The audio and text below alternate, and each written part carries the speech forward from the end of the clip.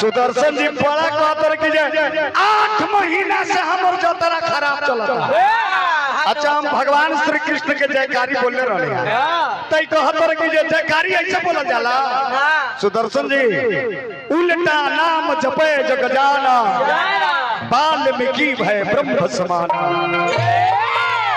भगवान की नाम हृदय से उद्गार से अगर पुकार कीजिए तो जैसे भी कीजिए भगवान आपको प्रसन्न हो जाएंगे। खूब झाल बजा के तबला बजा के अब भगवान के कीर्तन गावा। सवेरे पहर जाके दूसर पाइप चोरा ला। वो स्वामी ने लिखा है, वो स्वामी ने ही बात को लिखा है। राम नाम सब कोई रटे ठगठा गुरी और चोर बिन प्रेम के ना ही रिझे तुलसी नंद किशोर।